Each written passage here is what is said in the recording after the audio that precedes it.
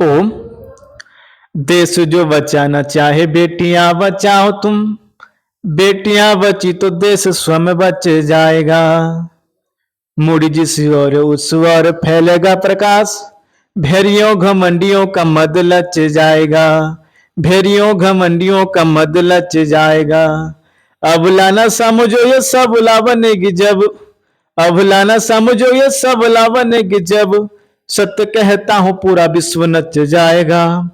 है अपार शक्ति देशभक्ति भी भरी है खूब, जाग जो गई तो इतिहास रच जाएगा, जाग जो गई तो इतिहास रच जाएगा। ओम। आप सभी को प्रणाम, नमस्ते। आज हमारे स्टूडियो में आए हुए हैं आचार्य सूरज जी, जो कि पतंजलि से हैं, स्वामी रामदेव जी के शिष्य हैं और एक जाने माने वेद प्रचारक हैं। और उनका प्रचार रहता है कि कैसे युवाओं को जागृत किया जाए और देश में एक प्रकार की जो हमारे राष्ट्र विश्व गुरु कहलाता था, वो युगा वेद विद्या आदि को जो लोग भूल चुके हैं, वो पुनः फिर से एक बार उसको लोगों तक, गली गली तक पहुंचाने का एक प्रयास कर रहे हैं। और आप आज यहाँ पर आए हुए हैं, मैं उनसे कुछ चर्चा करना चाहूंगा। आचार्य सूरज जी, तो मैं आपको पहला प्रश्न पूछूंगा कि सृष्टि बने हुए आज तक कितना समय हो गया? बहुत बहुत धन्यवाद आपको, आपने हमको बुलाया आपके पास और कुछ धर्म को लेकर के चर्चा कर रहे हैं, पूछ रहे हैं। तो वांछनीय शास्त्री जी हैं, ये शास्त्री भी की हैं, तो आपको भी बहुत बहुत धन्यवाद। तो सृष्टि बनी हुई 1,96,58,125 वर्ष हो गया। तो ऐसे 14 मनवंतर चलता है। तो फिर ये सृष्टि क्रम भी है, जैसे कि सत्ययुग, त्रेतया, द्वापर और कली, ऐसे 4 युग होता है। तो ऐसे करके चतुर्युगी, फिर ऐसे करके कल्प मनवंतर है। और मेरा एक चैनल जो है सुब्रत आर्य चैनल, उसी में इस सृष्टि के वर्णन आया है, मैं वर्णन किया हूं शास्त्र के प्रमाण के साथ, तो उसी को देख सकते हैं। लेकिन इस सृष्टि का 1,96,58,125 वर्ष हो गया और ये ऐसे और चलने वाला है 1,96,58,53,000 और ऐसे करके कुछ अरब पर्यंत और 2 अरब ऐसा चलता है, 4 अरब लगभग। तो ये सृष्टि चलेगी और अच्छे से जानने के लिए मेरा जो सुब्रत आर्य यूट्यूब चैनल है, वहीं पर वर्णन है, उसी को देख सकते हैं। ठीक। तो कई लोग का प्रश्न आता है कि आचार्य जी कि सृष्टि तो समय ठीक है, उसका समय निर्धारित किया गया है, परंतु लोग देखते हैं कि जो 4 काल है हमारे, जो सतयुग से लेकर कलयुग तक जो 4 काल हैं, उसकी जो समय है वो समय अंतर क्यों आया है, मतलब घटता क्यों आया? ऊपर से आप देखें तो जो सत्ययुग है उसका 17,28,000 है, तो अब नीचे देखेंगे जब कलयुग का हम देखते हैं तो उसका समय इतना कम क्यों, 4,32,000 क्यों? ये तो सृष्टि का जो क्रम है, जैसा कि ये हम जानने के लिए हमको है, ये सत्य, त्रेतया, द्वापर और कली जो ये है, इनका नामकरण किया गया है कि इनको जाने कि ये सत्य युग है। और हमारे जो 17,28,000 जो ऐसे जो वर्ष है, ये कली युग का जो 4,32,000 जो ऐसे सृष्टि क्रम है, ये ईश्वर का है, हम इसमें इंटरफेयर नहीं कर सकते हैं। ईश्वर जो भी बनाता है बहुत सोच समझ करके बनाता है और उसी को मानना हमको चाहिए, क्योंकि जो भी दुनिया में बना है उसके पीछे कुछ ना कुछ कारण है और ईश्वर के सब कारणों को मानव नहीं जान सकता है। और इस सृष्टि को जानने के लिए बनाया है कि युग का इतना वर्ष होता है कली, इतना वर्ष होता है त्रेतया और इतना होता है द्वापर और इतना होता है सत्ययुग, इसको कहते हैं एक चतुर्युगी। ऐसे सृष्टि को जानने के लिए कि कितना वर्ष तक चलेगी, जैसे हमारे यज्ञ में आता है, हम संकल्प पाठ करते हैं, ओम तत्सत श्री ब्रह्मणो द्वितीय प्रहार्थे वैव सत्य मनवंतरे अष्टाविंशतितम, ऐसे जो आता है। तो ये सृष्टि क्रम को जानने के लिए। और आज जो देखते हैं हम, कोई कहते हैं सृष्टि बनी हुई 5,000 वर्ष हुआ है, कोई मुसलमान ईसाई कहते हैं, कोई कहता है 7,000 वर्ष हुआ है, और कोई कहता है, कोई साइंस वाले कहते हैं कि 1 लाख वर्ष हुआ है। लेकिन सत्य तो यह है जो वेद विद्या कहता है, जो वेद कहता है, वेद से बड़ा विज्ञान और दुनिया में कुछ नहीं है। तो उसी वेद को हमको अध्ययन करना पड़ेगा, फिर जाकर के हम जानेंगे कि सत्य क्या है और युग क्या है, कैसा चलता है, मनमंत्र क्या है, कल्प क्या है, इसको हम जान पाएंगे। इससे हमारा जो युग चल रहा है इसको जानने के लिए बस प्रभु ने इतना रख दिए हैं कि चलो 17,28,000 जो कली का जो ये सब का है वर्णन, तो इसको याद रखना पड़ता है, इसको जानना पड़ता है। ये जानने के लिए ऐसा युग का नाम रखे हैं और इसका वर्ष इतना है। आचार्य जी ने बहुत भली भांति हम सभी को समझाया कि युग का जो समय है और जैसे समय रखा गया है ये ईश्वर की कोई लीला है, इसके पीछे कारण है, तो ठीक बात है। परंतु सृष्टि यहां तक ये चलेगा कि और सृष्टि और एक बार आए विनाश होकर फिर चलेगा सृष्टि? सृष्टि जो हमारा 14 मनमंत्र है उसका जो अंत होगा, हमारा ये 7वां या 8वां मनमंत्र चल रहा है, तो इसके बाद और चलने वाला है और ये जो हो जाएगा पूर्ण, इसके बाद प्रलय होती है। प्रलय के बाद पुनः सृष्टि उत्पन्न होती है ईश्वर के द्वारा। जो साइंस को मानने वाले हैं पाखंड साइंस को मानने वाले हैं, पूर्ण सत्य साइंस तो नहीं है। पाखंड साइंस को मानने वाले कहते हैं कि अपने आप सृष्टि बनता है, तो अपने आप सृष्टि बनता नहीं है, ईश्वर बनाता है। फिर 14 मनमंत्र कंप्लीट हो जाएगा तो फिर इसका प्रलय होगा, फिर जाकर के फिर ईश्वर के द्वारा ये सृष्टि बनाई जाएगी। और जो कहते हैं बिग बैंग थ्योरी कि अपने आप बन गया, विस्फोट हुआ, तो ये गलत है, ये झूठ है। मैं मेरा सुब्रत आर्य यूट्यूब चैनल में पहले भी प्रमाण कर चुका हूं। तो ये जो सृष्टि विज्ञान है, आप जो प्रश्न किए थे कि कौन सा प्रश्न अभी किए? सृष्टि ये जो चल रहा है चलेगा कि आगे और सृष्टि आने वाला है? आगे चलेगा। जैसे दिन होता है तो फिर इसके बाद रात होता है। रात का समय कितना है? 6 घंटा सोएंगे, फिर दिन आएगा, फिर दिन के बाद रात। तो ऐसी ये सृष्टि बनेगी, फिर प्रलय होगी, फिर प्रलय के बाद फिर बनेगी, फिर सृष्टि होगी, फिर नाश होगी, फिर सृष्टि होगी। ऐसे ये चलता रहता है अनादिकाल से। इसलिए सृष्टि को कहते हैं अनादिकाल से चल रहा है और अनादिकाल पर्यंत चलेगी। ठीक है। आचार्य जी ने हम सबको समझाया कि सृष्टि जो है चलेगा, फिर बिगड़ेगा, विनाश होगा, फिर उसका सूर्योदय होगा।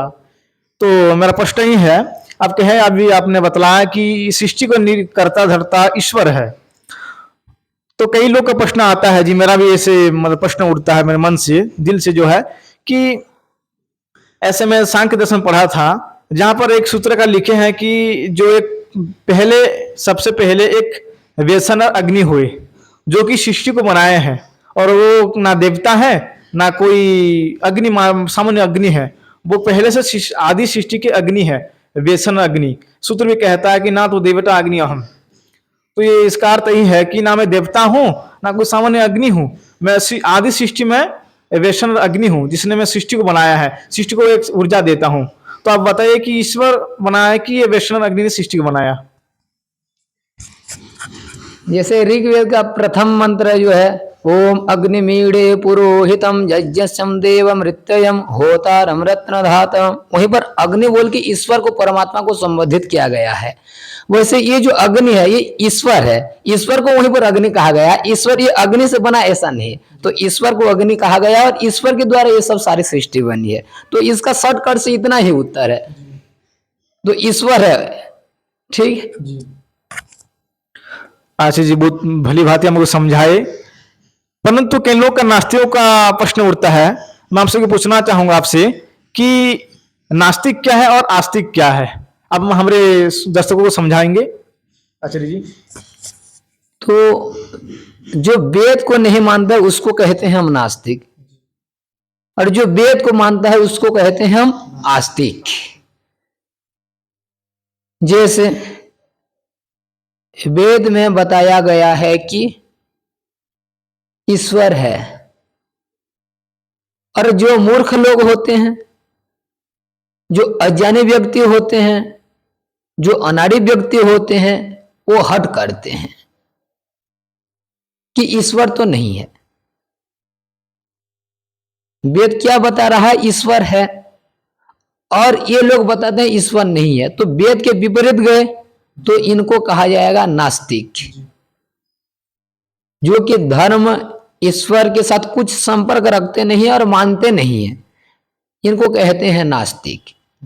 वेद का जो भी बात है, वेद के अनुकूल मानना, ये है आस्तिक। और वेद के विपरीत करना, वेद को ना मानना, इनको कहते हैं नास्तिक। और जो वेद को नहीं मानता है, अच्छे से धर्म को नहीं जान पाएगा, और अच्छे से धर्म को नहीं जानेगा तो वो अधर्म का प्रचार करेगा।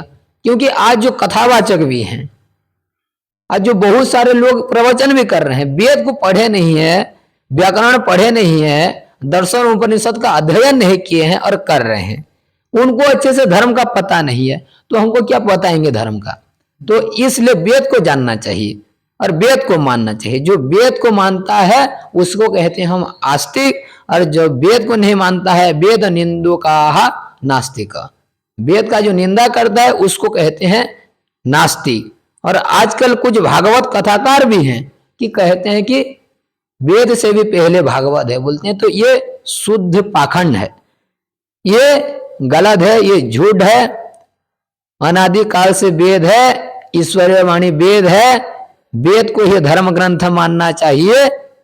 और जो ईसाई हैं बाइबल को धर्म ग्रंथ मानते हैं, और जो मुस्लिम है वो कुरान को मानते हैं, और जो हिंदू है वो पुराण को मानते हैं। तो सब मिल करके सम गच्छध्वम संवदध्वम संभो मनांसि जानतम देव भाग यथा पूर्वम समजानन उपासते। एक साथ बोलें, एक साथ चलें और एक को माने। नहीं कोई जाएगा मंदिर, कोई जाएगा मस्जिद, कोई जाएगा चर्च, नहीं। कहाँ जाना है? मन में जाना है। मन के अंदर जाने को मंदिर कहते हैं। जो वेद बताता है ध्यान में बैठना है और ईश्वर को प्राप्त करना है। एक साथ बोलना है कि धर्म ग्रंथ वेद है, ऐसा नहीं कि कुरान बाइबल नहीं, वेद बोलना है। तो इसको हम मानेंगे तो वेद को जानेंगे तो धर्म का प्रचार होगा, धर्म का रक्षा होगा। अगर वेद को नहीं जानेंगे तो अधर्म का प्रचार होगा। अधर्म होने से नाश होता है, नाश होने से और क्या, दुख है दुख है, कष्ट ही कष्ट है। तो इसलिए जो वेद को मानता है आस्तिक कहते हैं, जो वेद को नहीं मानता है नास्तिक कहते हैं। और जो भागवतकार जो भी हैं नहीं मानते हैं तो हम उनको मूर्ख हमारे वार्ड से कहते हैं। ठीक है जी। आचार्य जी का बहुत बहुत धन्यवाद। उन्होंने हमें बहुत शुद्ध भाषा से हमको समझाए, बतलाए कि हमें कई उदाहरण दिए कि जो चर्च, मस्जिद, मंदिर आदि जो है, उन्होंने बतलाया कि सब मिल करके जो है हमारे अंदर के जो हृदय में जो ईश्वर है उसका चिंतन करें, उसके ध्यान करें। नहीं तो आपस में लड़ाई कर रहे हैं वर्तमान समय में हम जो है। तो आचार्य जी का कहना ही है कि सम गच्छधम सम वदधम, हम सब मिलके चले, सब मिलके एक ही ईश्वर की उपासना करें, तब सब सुखी में रह सकते हैं और नास्तिक होने से बच सकते हैं। तो आप सबको समझ में आ गया होगा नास्तिक क्या है और आस्तिक क्या है। तो आचार्य जी मेरा प्रश्न एक और उठता है कि जो हम पिछले समय सुन रहे थे और जो है कहा जाता था कि सती प्रथा आदि, और जो नारियों को वेद पढ़ना, पवित्र धारण करना, इस सब के विषय में उनको मना कर रहे थे। तो इसके पीछे कारण क्या है आचार्य जी? तो हमारे वेद में कहीं पर भी एक भी मंत्र में नहीं मना किया गया है कि वेद नारी जो है वेद नहीं पढ़ सकता है, यज्ञ पवित्र को धारण नहीं कर सकता है, ऐसा एक भी मंत्र में नहीं है। लेकिन फिर क्यों ऐसा मानते हैं लोग और बोलते हैं कि नारी यज्ञ पवित्र नहीं धारण करना चाहिए, नारी को वेद पढ़ने का अधिकार नहीं है? क्योंकि हमारा महाभारत युद्ध जब हुआ, अल्प विद्वान जीवित रहे और वेद विद्या का अधिक प्रचार नहीं हो पाया और अज्ञानी लोग अधिक रह गए, अज्ञान का प्रचार अधिक हुआ। इसलिए उसी समय से जो वेद को नहीं जानते थे वो प्रचार कर दिए थे कि नारी वेद नहीं पढ़ सकता है, यज्ञ पवित्र धारणा नहीं कर सकता है, केवल नारी भोग का पदार्थ है, ऐसे बोल रहे थे। तो भोग का पदार्थ मानते थे नारी को, जबकि मनु संहिता में जत्र नार्यस्तु पूज्यन्ते रमन्ते तत्र देवता जत्र तास्तु न पूज्यन्ते सर्व कर्मं खरं क्रिया।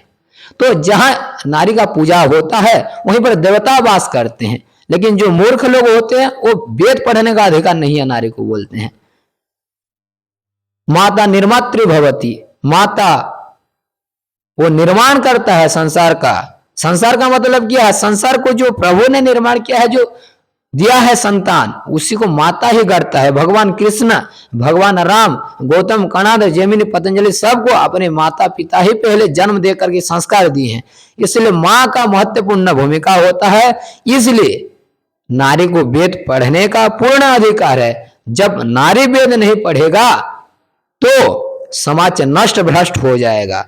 आज यह नतीजा है, नारी वेद का अध्ययन नहीं किया, यज्ञ पवित्र धारण नहीं किया, इसलिए आज घर घर में संस्कारहीन बच्चे पैदा हो रहे हैं। और कहते हैं बाबा लोग भी आज भ्रष्ट हो रहे हैं। क्यों भ्रष्ट हो रहे हैं? गृहस्थियों का अन्न खा रहे हैं। अगर गृहस्थी अच्छे से अन्न पकाएगा, अच्छा से मेहनत करके लाएगा तो बाबा लोग भी अच्छा बनेंगे। तो माता का अधिक महत्वपूर्ण है। इसलिए वेद में कहा गया है कि नारियों को वेद पढ़ने का अधिकार है और वेद के अनुकूल ही अपना जीवन को जीने चाहिए और अपने परिवार को संभालनी चाहिए और पूर्ण अधिकार दिया गया है।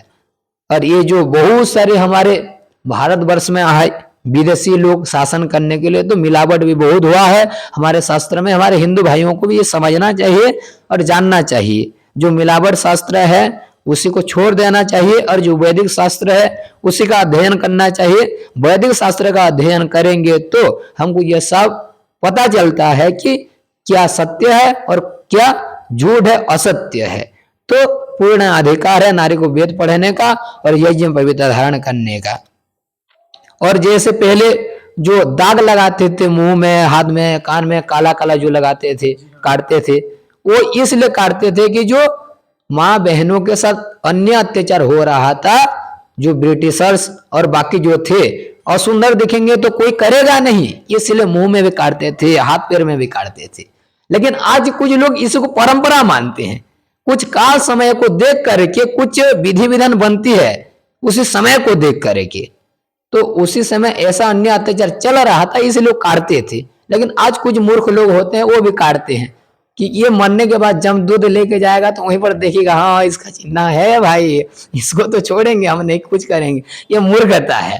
तो पहले ये स्थिति था, इसलिए हमको वेद में आदेश मिलता है कि समय काल परिस्थिति को देख करके सब कार्य करनी चाहिए। तो पूर्ण अधिकार है नारी को वेद पढ़ने का। ठीक है जी।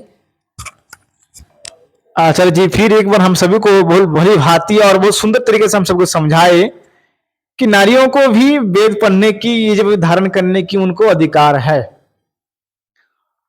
उन्होंने हम सबको बतलाया कि यत्र नारी पूजनते तत्र नमन्ते देवता। आप सभी को इस बात को ध्यान कर नोटिस कर लेना चाहिए, ध्यान देना चाहिए। जहां पर नारियों का सम्मान होता है वहां पर ही देवताओं का वास होता है। यदि नारी ठीक ठाक है, वेद पढ़ती है, ज्ञानवान है, तो समाज संसार सब संस्कारवान होंगे, ठीक ठाक चलेंगे, ठीक होंगे। तो आचार्य जी ने हम सबको बहुत बहुत सुंदर तरीके से हम सबको समझाए कि नारी भी यज्ञ पवित्र धारण कर सकती है, वेद पढ़ सकती है। तो मेरा अगला प्रश्न आता है आचार्य जी, जो समाज में अभी कुप्रथा फैल रहा है, लोग भ्रष्ट हो रहे हैं, नशा पान कर रहे हैं, मद मांस खा रहे हैं, उसके विषय में आप क्या कहेंगे आचार्य जी? जो आज हमारे नवयुवक भाई बहन जो नष्ट हो रहे हैं, इसका मूल कारण है जैसे कि हमारा नींव स्ट्रांग रहता है तो हम आगे बड़ा मकान बना सकते हैं। अगर नींव स्ट्रांग नहीं है, खोदे नहीं है नीचे तक, तो बनाएंगे तो गिर जाएगा। वैसे आज के जो बच्चे निकल रहे हैं वो क्या संस्कार लेकर के निकल रहे हैं? पहले था गुरुकुल सिस्टम, गुरुकुल में अध्ययन करेंगे, ब्रह्मचर्य का पालन करेंगे, शास्त्र का अध्ययन करेंगे, त्याग तपस्या करेंगे। नारियों का, बहनों का गुरुकुल अलग, भाइयों का अलग, ब्रह्मचर्य पुष्ट होता था, रोज रोज संध्या उपासना यज्ञ करते थे और गुरु का आदेश पालन करते थे, तो वो एक संस्कारी, अच्छे, शुद्ध और महापुरुष बनते थे आगे जाकर के। लेकिन आज सरकार अंडा दे रहा है, अंडा खाओ। देखो भाइयों, अंडा खाने से क्या बुद्धि होता है? तो हमारे गुरुकुल में पहले क्या देते थे? दूध, दही, मक्खन, मिश्री। आज छोटे छोटे बालकों को नष्ट किया जा रहा है। माता पिता मोबाइल दिखाते हैं छोटे छोटे बच्चों को, वो मोबाइल नहीं मिलता तो रोते हैं, तो छोटे समय से 2 साल भी नहीं हुआ है मोबाइल देते हैं, तो हमारा नींव स्ट्रांग नहीं है। इसलिए आज हमारे नवयुवक भाई बहन गृहस्थी सब भ्रष्ट नष्ट हो रहे हैं। इसलिए महत्वपूर्ण है कि सब गुरुकुल में अपने बच्चों को भेजे और संस्कारवान बनावे। जब तक संस्कारवान नहीं बनाएंगे, माता पिता को ठोकेंगे बड़ा होने के बाद। मांस खाएंगे जीव हत्या करके तो क्या होगा? उनका बुद्धि अपवित्र हो जाएगा, नष्ट भ्रष्ट हो जाएगा। जिसका बुद्धि नाश हो जाता है उसका सर्वनाश हो जाता है, भगवद गीता में भगवान कृष्ण कहते हैं। तो इसलिए बुद्धि को अच्छा बनाने के लिए शुद्ध शाकाहारी भोजन होना चाहिए, और जितना भी संस्कार है सब गुरुकुल में मिलता है। और 5 साल 7 साल के बाद बच्चों को गुरुकुल में भेज देना चाहिए माता पिता को, लेकिन आज भेजते नहीं है। अंडा खिलाते हैं, मछली खिलाते हैं, मांस खिलाते हैं। मूर्ति को तो नमस्कार करना सिखाएंगे, लेकिन जो जीवित चेतन मूर्ति है, माता पिता गुरुजन है, उनको नमस्ते करने के लिए माता पिता नहीं बताते हैं। जो जड़ मूर्ति है उसी को नमस्ते करने के लिए बताते हैं। इसलिए बड़ा होकर के उन माता पिता को ठोकते हैं। और ये जितना भी संस्कार है सब गुरुकुल में मिलता है, इसलिए गुरुकुल में भेजना चाहिए सब माता पिता कि गुरुकुल में पढ़ेंगे तो जितना आज चल रहा है व्यभिचार, दुराचार, हत्या, मिथ्या और एसपी डीएसपी कलेक्टर बन के जो लूट मार हो रही है, जो अन्याय हो रही है, न्यायालय में जो न्याय मिलना चाहिए नहीं मिल पा रहा है।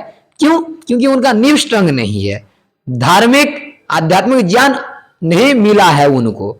अगर जो धार्मिक होगा, विद्वान होगा, आध्यात्मिक मार्ग में आगे बढ़ा है, तो वो जा करके समाज का सेवा करेगा, केवल अपना नहीं देखेगा। जैसे महर्षि दयानंद बोले, खुद का कल्याण केवल करना नहीं है, अपने कल्याण में, अपने उन्नति में संतुष्ट ना रह करके समाज की उन्नति में ही अपना उन्नति मानना चाहिए।